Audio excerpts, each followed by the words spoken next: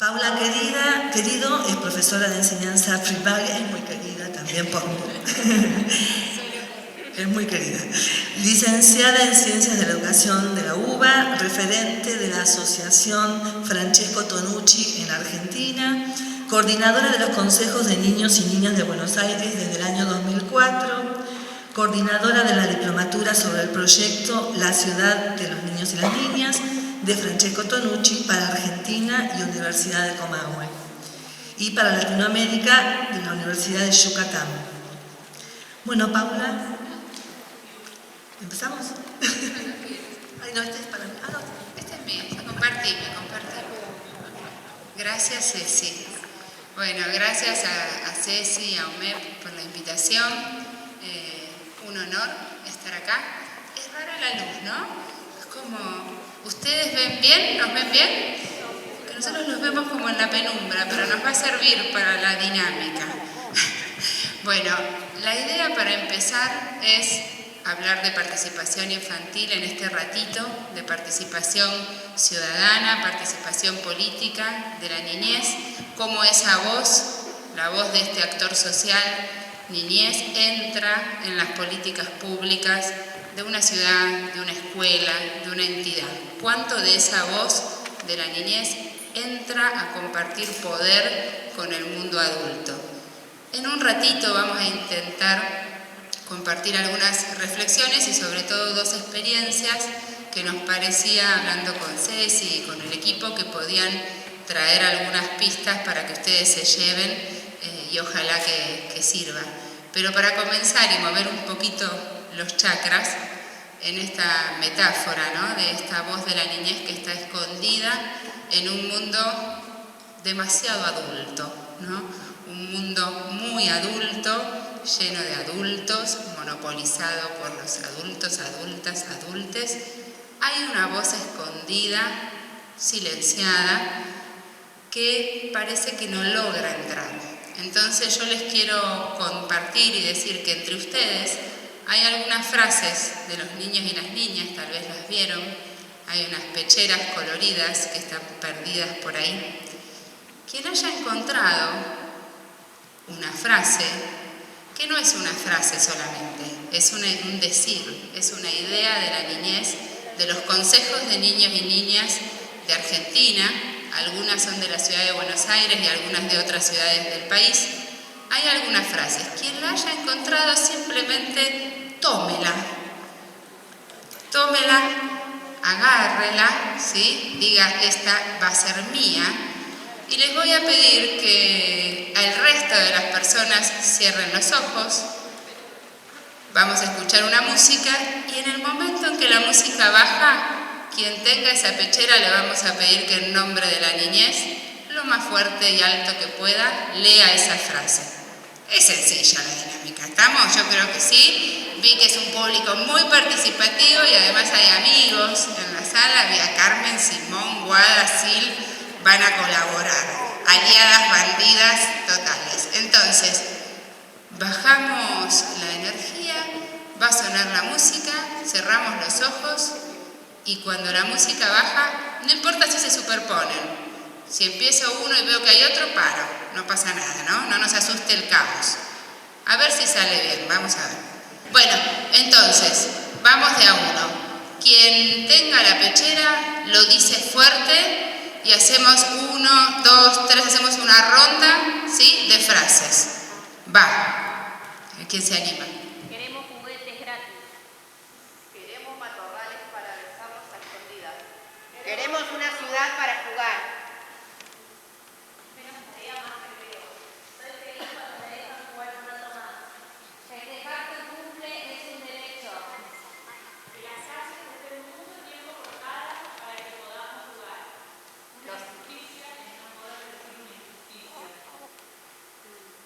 Los adultos no nos escuchan, se hacen los zorritos. En bici de noche me siento más libre. Queremos wifi, lo necesitamos como a los vecinos. Para no tener miedo a las calles no tienen que estar calladas.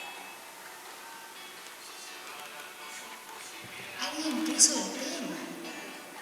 ¿Quién nombre? Simón. Claro, Simón, pero que no viva con ese tema.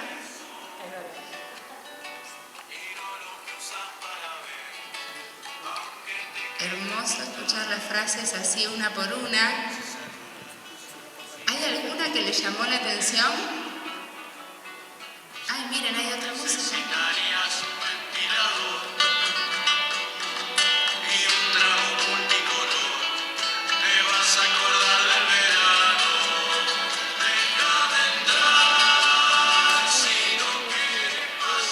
Bien, allá miren, allá ponen luces, qué público, qué maravilla. Ahora voy a elegir una de esas frases. Esperen, que la música ahora sí. Voy a elegir una de esas frases. Por ejemplo, ¿alguna les gustó especialmente? Bien, festejar tu cumpleaños es un derecho. Y ahora vamos a cortar el romanticismo un momentito y vamos a pensar, ¿qué le diría el mundo adulto? No se hagan los políticamente correctos, ¿eh? ¿Qué diría el mundo adulto? ¿Qué respondería el mundo adulto a festejar el cumpleaños es un derecho? ¿Qué podría responder el mundo adulto? El mundo adulto, la media, ¿no? Estamos tratando de poner como ejercicio en tensión la voz del mundo adulto y la voz escondida. Este año no se puede. No se acuerdan, total después no se acuerdan. No tenemos lugar. No tenemos lugar. No hay plata. No hay plata. Me ensucian la casa. Bien, clarísimo. ¿Tantos chicos? No, claro. Ya lo festejaste el año pasado. Ponele, ¿no? Como que, ¿no? Ya está, ya colaboramos. Bueno, como ejercicio, una frase dicha en un consejo, esto lo quiero decir porque nosotros hablamos de que la escucha a la niñez no es simplemente una cuestión de garantizar el derecho a la expresión, que por supuesto es importante. Nuestra escucha o lo que plantea el proyecto de la Ciudad de las Niñas y de los Niños de Francesco Tonucci en cada ciudad en la que estamos, es que la escucha es una escucha política. Es decir, yo escucho para transformar, ¿sí? Escuchamos para transformar la realidad.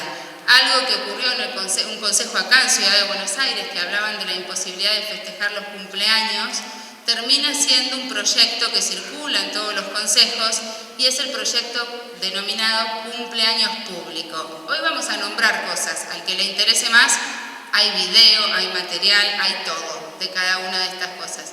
Esta política pública de cumpleaños público, hoy por ejemplo, es una realidad en los espacios del Ministerio de Educación, donde los sábados los chicos festejan sus cumpleaños, ¿no? Porque es una denuncia no poder festejar el cumpleaños. Han dicho, si no festejas tu cumpleaños no creces. Han dicho también que es un derecho que le falta a la convención. Los niños y niñas de los consejos, cuando pensaron qué derechos le agregarían, uno muy fuerte en distintas ciudades del país fue el derecho a festejar el cumpleaños. Y hoy, por ejemplo, Campo Viera, localidad de Misiones, que es parte de nuestro proyecto, festeja públicamente, tiene distintos espacios públicos donde uno puede ir a anotarse y festejar el cumpleaños. Quiero decir, una frase silenciada que puede ser dicha en un espacio de participación, nosotros acompañamos e intentamos para que sea una política pública real, que sea algo que después redunde en una efectivización de un derecho para todos y todas, ¿no? No solo para los niños que lo dicen. Francesco dice una ciudad que es buena para los niños y niñas, es buena para todos. Incluir esa otredad, esa frase, ese decir que está silenciado entre tanto adulto en este mundo y tomarlo para poder transformarlo en una política pública. De eso hablamos cuando hablamos de protagonismo o de participación, ¿no?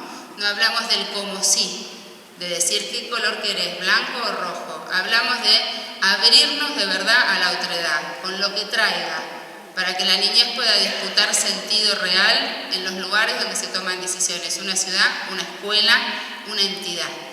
Bueno, hasta acá la dinámica, porque no va a llegar el tiempo sino para compartir, pero cada una de esas frases, nombro solo una más, la que dijeron por ahí del oxígeno, que era necesitamos wifi, lo queremos, ¿cómo es que dice exactamente? Queremos wifi, lo necesitamos como el oxígeno. Esa frase frase que uno como adulto podría contestar y banalizarla muy rápidamente, fue dicha en el Consejo de Niños y Niñas del Hospital, que acá está Guadalupe, del Ministerio de Educación del área de especial, que es el primer consejo de la red internacional con niños y niñas internados que dan propuestas para el hospital.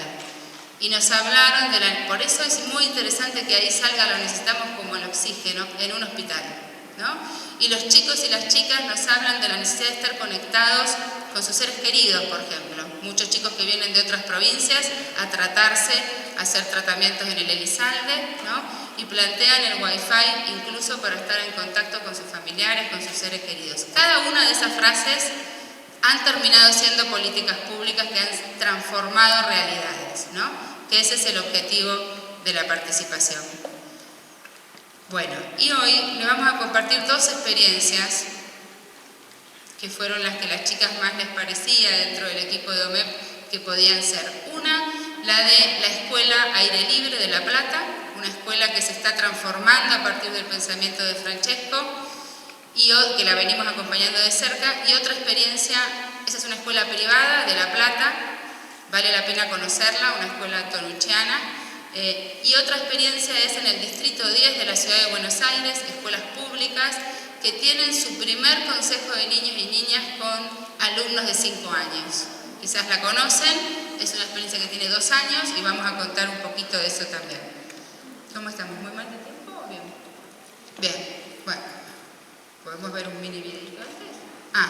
Una de las cosas principales que nos vienen diciendo los chicos y que era una frase de allá, creo, menos tarea y más recreo. Me quiero detener un segundito porque esto no lo dicen en Ciudad de Buenos Aires, nada más. En todo el país. Los niños y niñas de los consejos se han reunido con la defensora Marisa Graham. Ustedes saben que la Defensoría es parte, adhirió a nuestro proyecto también.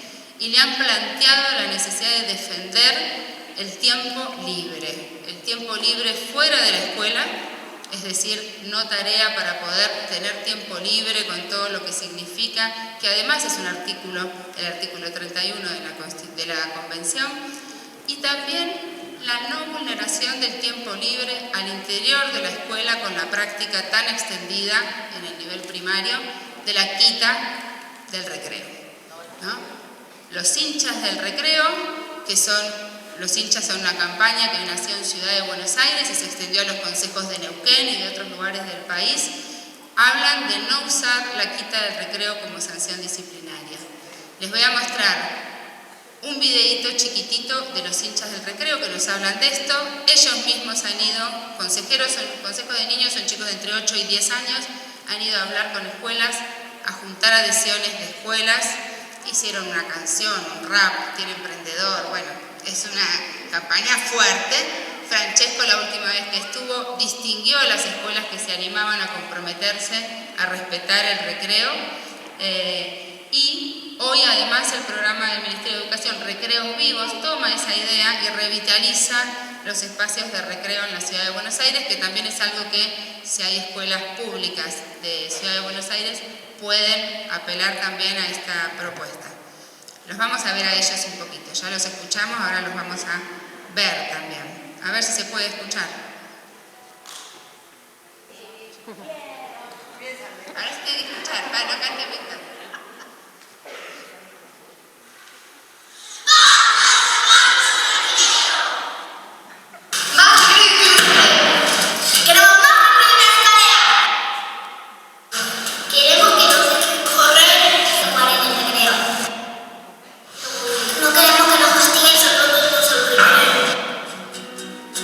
Importante que respeten el recreo y cuando se retire los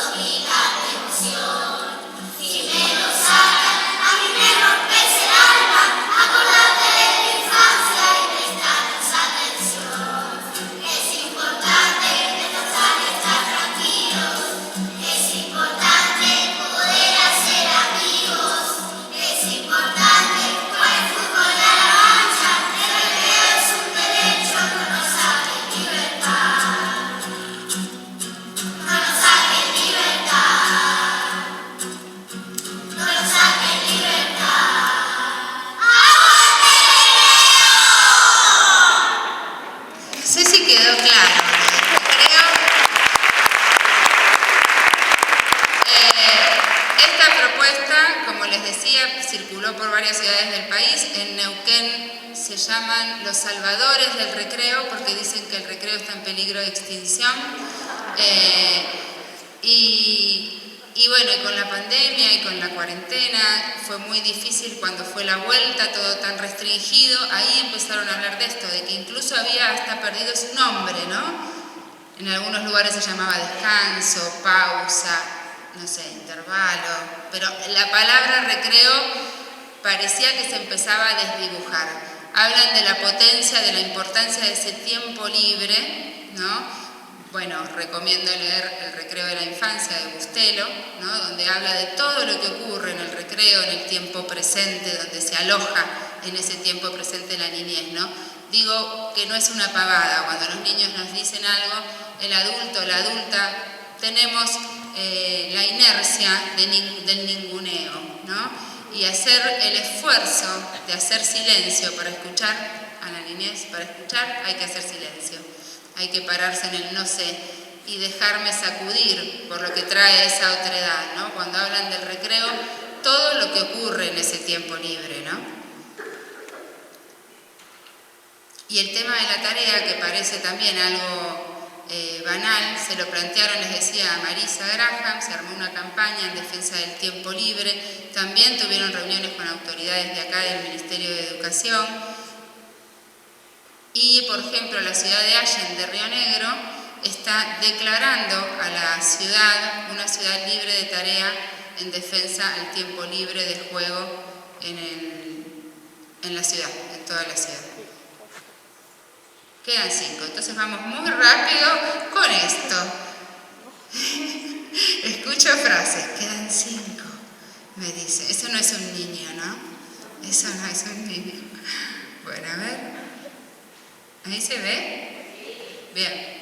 Bueno, esto es en aire libre, La Plata, que voy a ir muy rapidito a lo que nos interesa más del tiempo libre.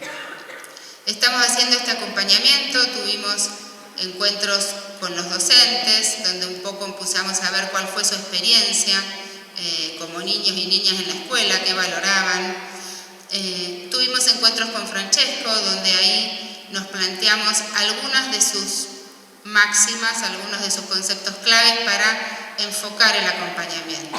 Una, la importancia de desarrollar las personalidades del niño, como dice el artículo 29, y en relación con eso,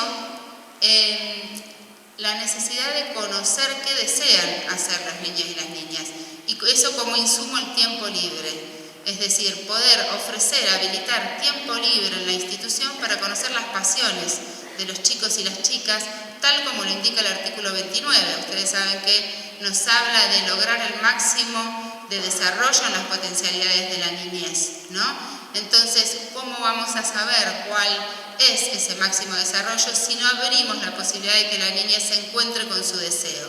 Cuando el motor es el placer, no hay límites, dice Francesco. Entonces, nos propusimos 3 ejes: romper el aula, es decir, intentar buscar maneras de habitar otros espacios educativos y tratar de encontrar lo que dice Francesco, lo que nombra como mi juguete preferido, y usar y aprovechar el tiempo libre como insumo.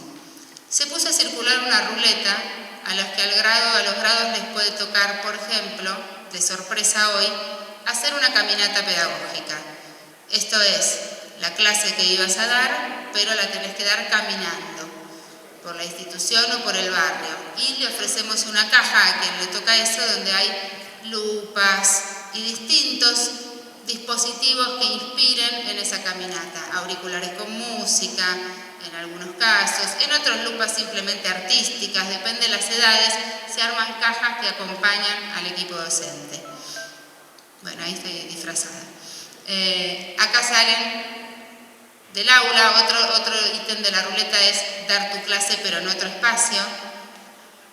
Y acá lo que les quería contar de la jornada y la importancia del tiempo libre. Entramos a darles y ofrecerles, ahí estamos bien disfrazados como desinspectores, a plantear que tenían de regalo 1 hora y media de tiempo libre, niños y adultos. Les pedimos a los adultos que vayan a un costado, que no miren a sus chicos, a los alumnos, todos mezcladas las edades, y simplemente ofrecimos algunos objetos.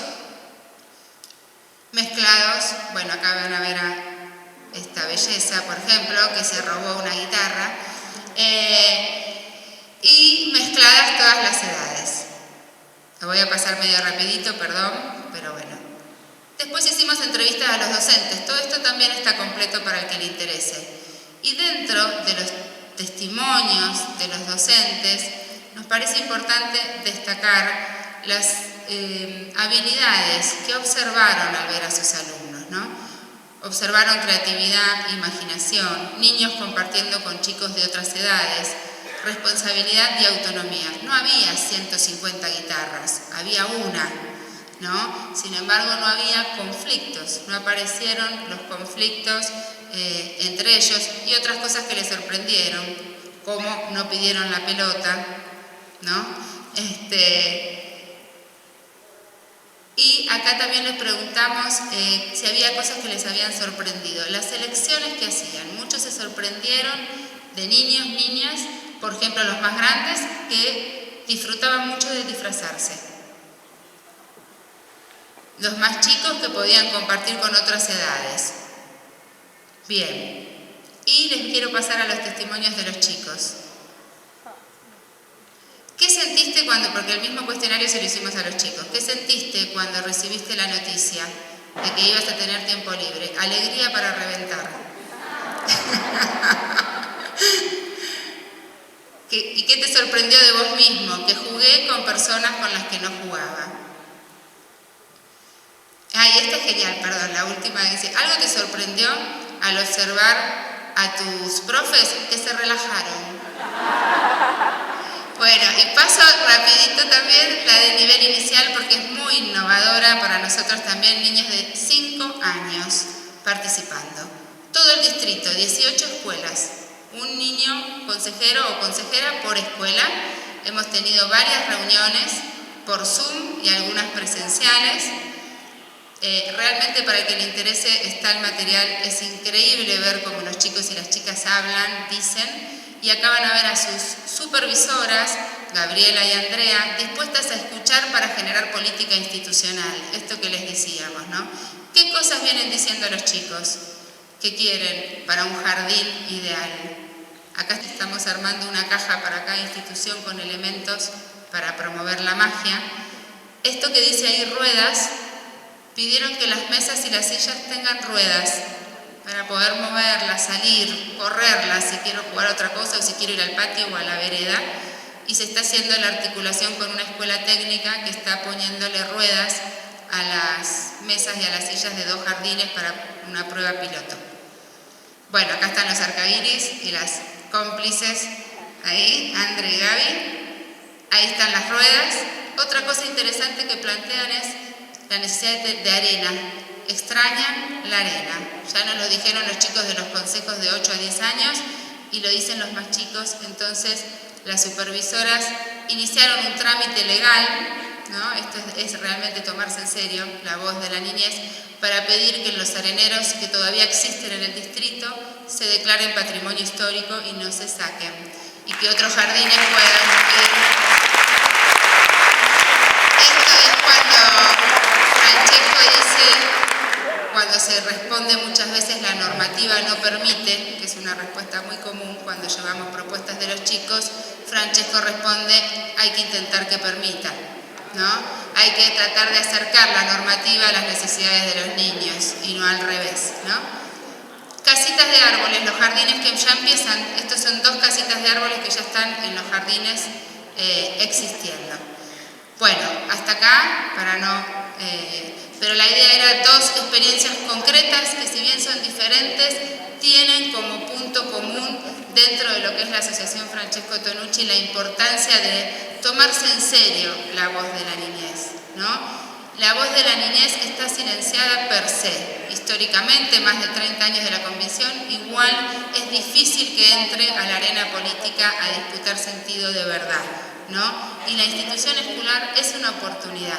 Escuchar para generar política institucional. Eso es lo que intentamos. No es fácil, no es rosa, pero es nuestra responsabilidad ética como adultos, porque la particularidad de la niñez es que no se reúnen y organizan autónomamente.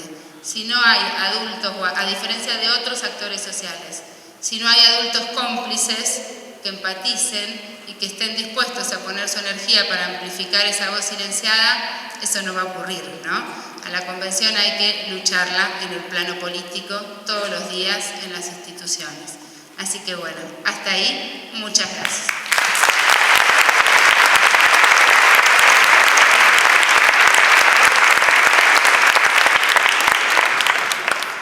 Muchísimas gracias, Pau. Me quedo con esto que decías de romper el aula, ¿no? Y extenderlo a romper los jardines muchas veces, porque si nos ponemos a mirar nuestros patios, nuestros corredores, ¿no? Cuánto hay para hacer para cubrir las necesidades que tienen los chicos de movimiento y de exploración. Bueno, ahora vamos a continuar con Claudia Serafini. Claudia nos va a invitar a pensar un poquito más sobre otras experiencias infantiles vinculadas con la educación ambiental y que nos van a ayudar también a pensar nuestras instituciones, nuestras prácticas en función de cómo favorecemos, cómo habilitamos otros vínculos de los niños con el entorno natural.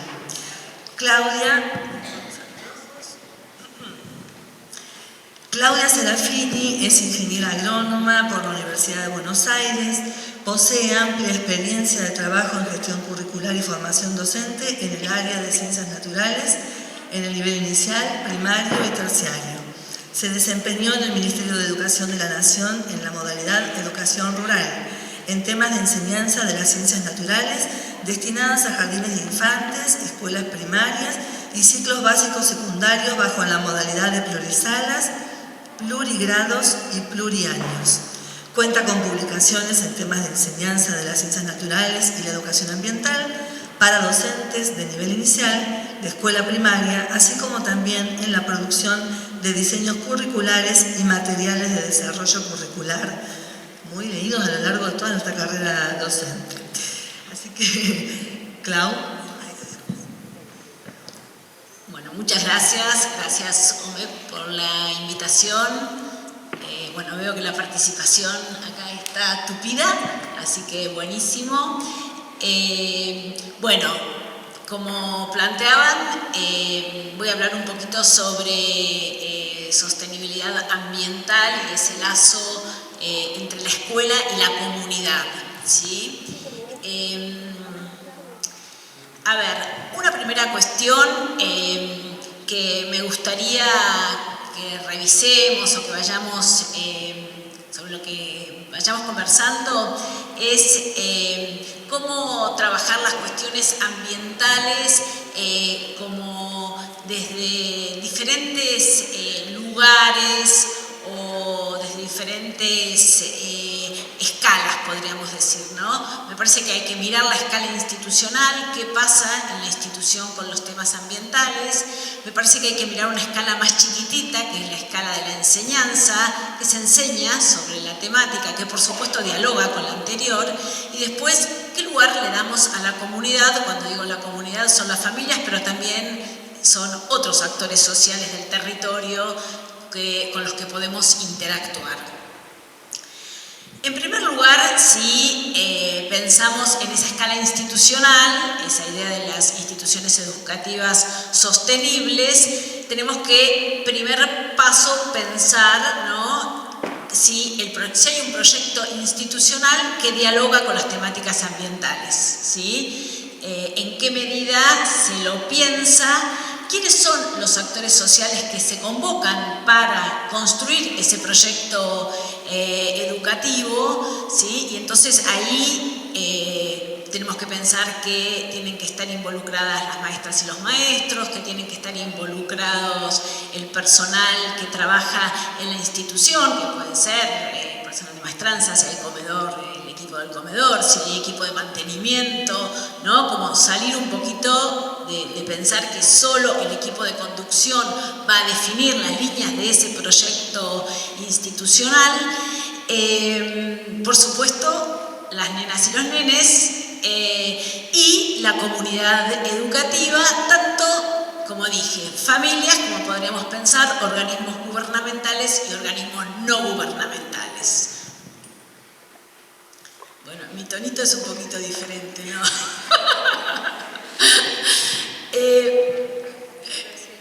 Si pensamos entonces en esa escala institucional, yo elegí estas temáticas, podríamos pensar en otras también, ¿no? Pero algunas temáticas sobre las que sí o sí la institución debería mirar en relación con temas ambientales, ¿no? Una es el agua, ¿no? Y ahí la pregunta que nos tenemos que hacer es ¿qué hace la institución para achicar el consumo, regular el consumo, tener un consumo adecuado? En otra conversación que hice hace un tiempito, ahí yo planteaba algunas ideas, algunas son más posibles, ¿no? Otras más difíciles, ¿sí? Pero podemos pensar desde tener aireadores en las canillas, que eso hace que consumamos mucha menos agua, a usar el agua de lluvia, ¿sí? El tema de la energía, ¿sí? Que distintas alternativas desde la institución pensamos para reducir el consumo de energía, ¿no? Y de vuelta podemos pensar desde botones que se pueden regular y gasto mucho o gasto poquitito, ponerle unas teclitas a los enchufes, que bueno, acá no es tan común, ¿no? Pero eso hace que corte y deje de gastar, buscar a la energía en las alternativas, dependerá del contexto donde está ubicado la escuela, es más probable o menos probable, ¿no?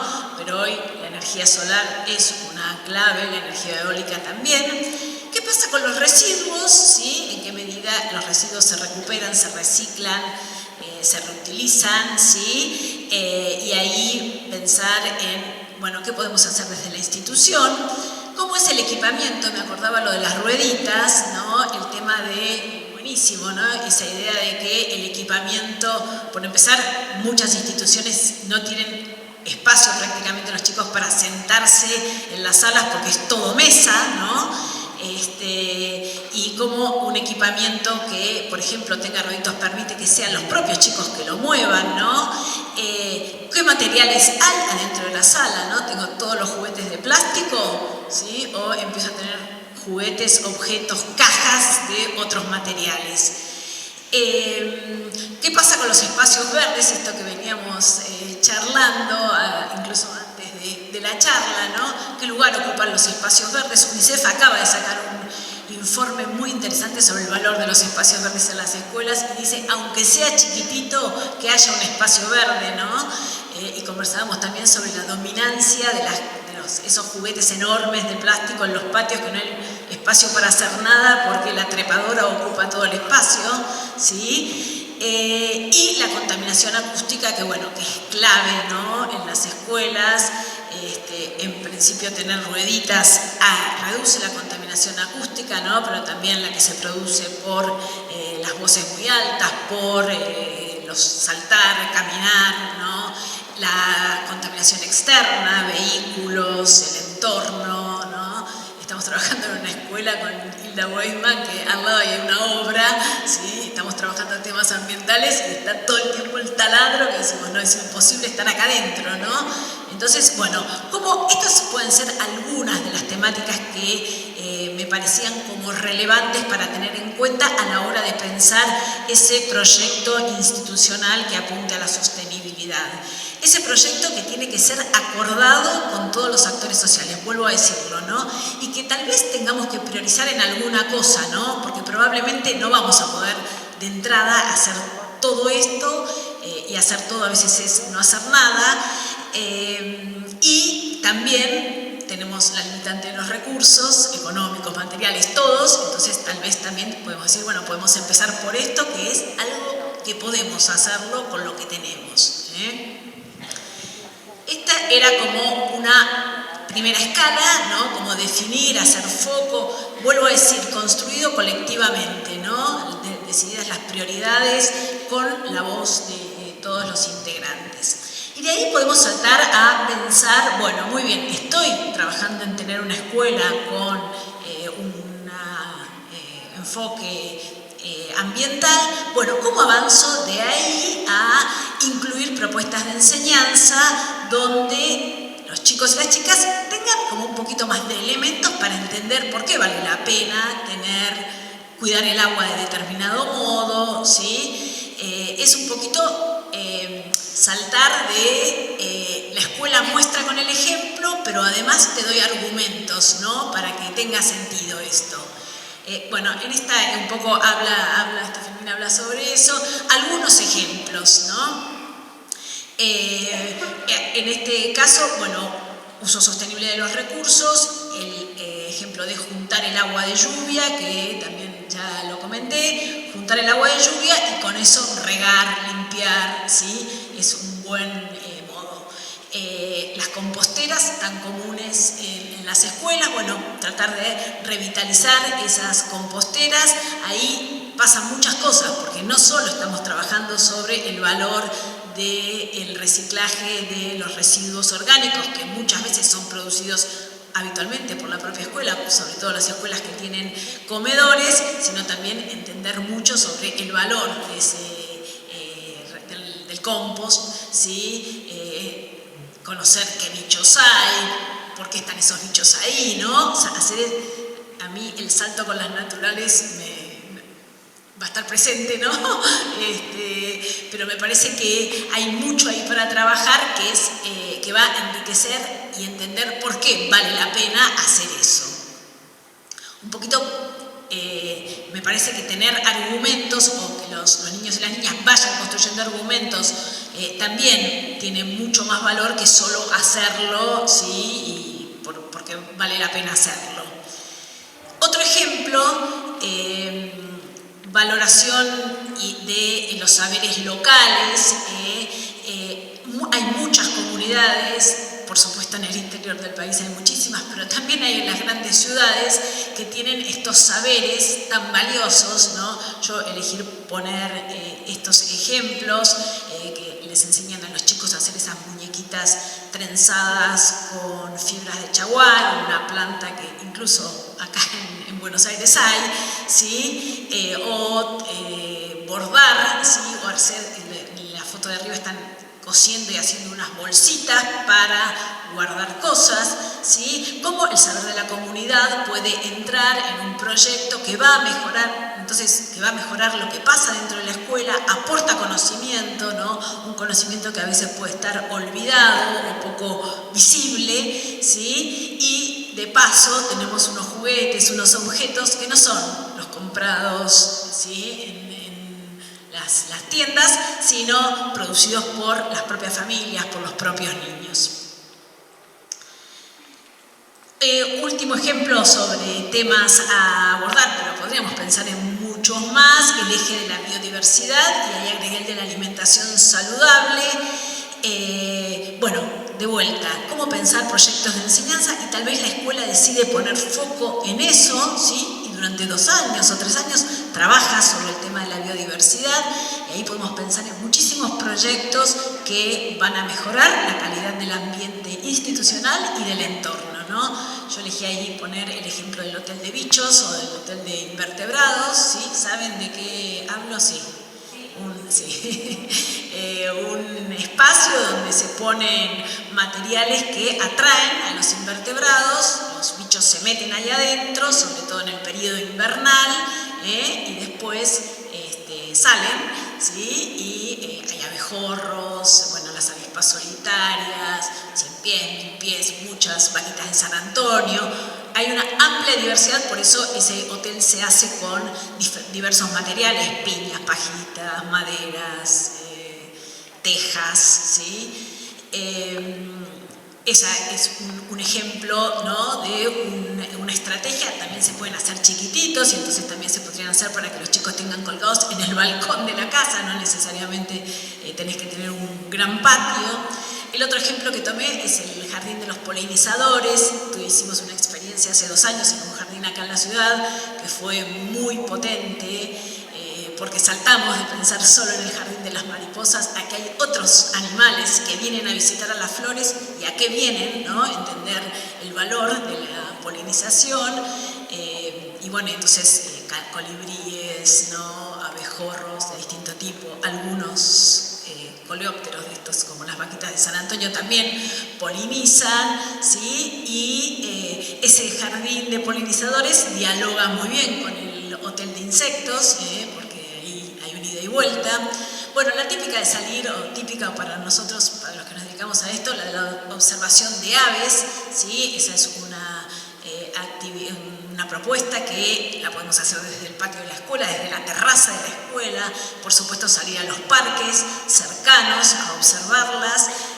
Justamente la semana pasada tuve una experiencia espectacular porque en un jardín de infantes habían salido al Parque de Avellaneda a mirar las aves, tenían hecho como un registro de cuáles habían visto, yo les había prestado unos nidos para que vieran cómo era la diversidad de nidos que construyen las aves, que cada ave construye un tipo de nido, y los chicos, la maestra me escribe y me dice, los chicos me dicen que quieren hacer nidos para ponerlos en el patio de la escuela para que vengan más pájaros a la escuela.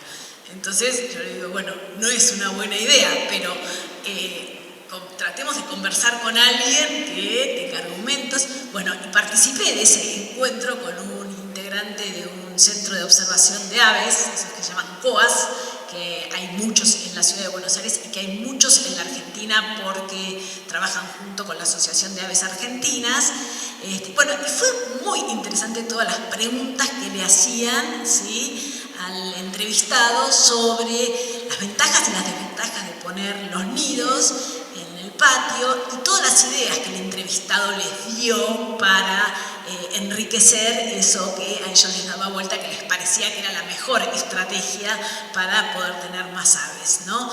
Entonces también digo, bueno, cómo vamos tendiendo otros lazos, ¿sí?, para enriquecer esas preguntas, esos saberes, esos cuestionamientos súper genuinos, ¿no? Porque la maestra me escribe un mail, después me manda un WhatsApp tipo desesperado, como, ¿qué hago con esto, no?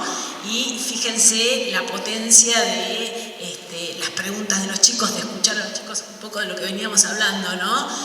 De cuestiones que a veces a las maestras no se nos ocurren y sí se les ocurren a los niños y a las niñas. Y bueno, y como último eje era este punto de encuentro. Yo puse ahí unos ejemplos, pero son muchos, pueden ser muchos otros, ¿no?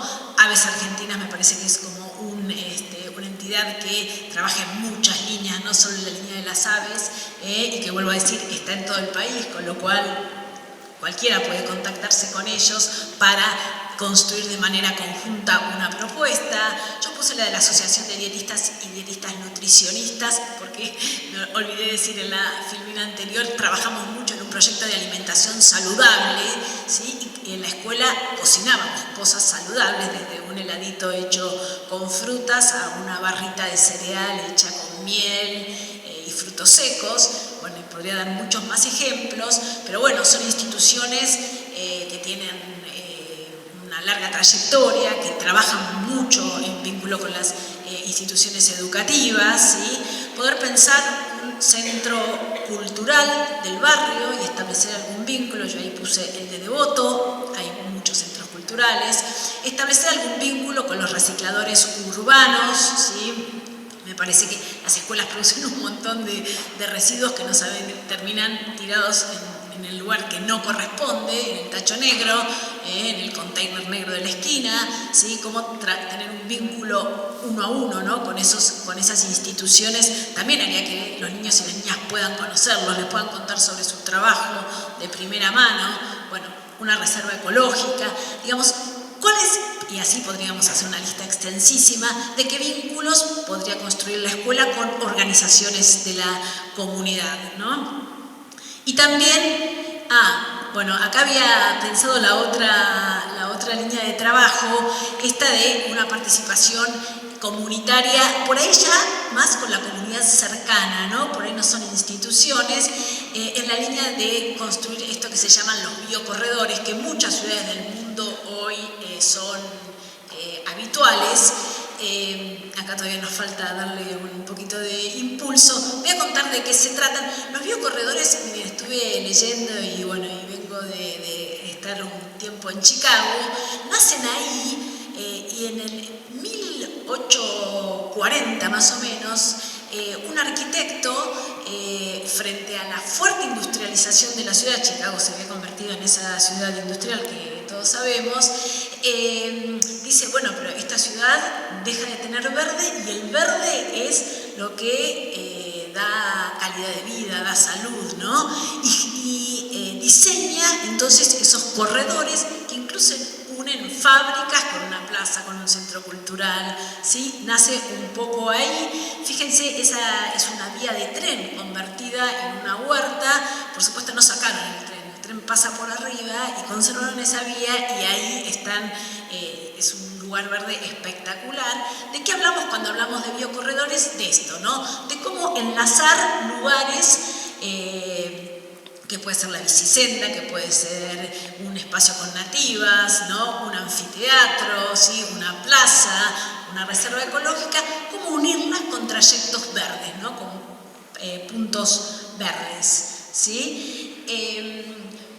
Algunas funciones de los biocorredores, ¿no? Más zonas verdes incrementan la biodiversidad, impulsan una movilidad no contaminante, reducen contaminación atmosférica y acústica, ayudan a que no se formen islas de calor, bajan la temperatura, contribuyen a una mejor gestión del agua de lluvia y por supuesto una mejor calidad de vida porque son espacios de actividad física y también esta idea de que estén unidos, ¿no? Por centros culturales o lugares para hacer gimnasia, es decir, que estén intercalados en ese itinerario. Y voy a dar un ejemplo concreto en la ciudad de Buenos Aires, este proyecto Comunicando Senderos Verdes del Sur, de 2 distritos, el 19 y el 21. Fíjense, este proyecto lo organizó Paula López, que muchas la deben de conocer, que trabaja mucho en temas ambientales en la ciudad, es una maestra. Y miren el trayecto, ¿no? Que fueron uniendo una escuela con otra, ¿sí? Empieza en el jardín donde Paula trabaja, que es la Escuela Infantil 9 del 19, ella ahí empieza teniendo un espacio verde que va plantando nativas, hoy tiene un espacio con, bueno, muchísimas, que atrae a muchísimas aves, invertebrados, con un espejo de agua espectacular, y entonces ella empieza a convocar a otras instituciones, ¿no? Y todas estas instituciones se van sumando, ¿sí? Y todas van produciendo plantines, arbolitos, distintas folletos que lo que hacen es entregarles a la comunidad. Y la comunidad va plantando y va cuidando todas estas especies y fueron uniendo entonces a 5 instituciones con esos senderos verdes, biocorredores o como queramos llamarle, ¿no? Acá se ve la participación de las familias en la construcción de un pequeño invernadero, ¿sí? Para tener una tasa de reproducción de especies más alta y poder distribuir más en todo ese recorrido que les mostraba en el mapa. Bueno, hasta acá mis aportes.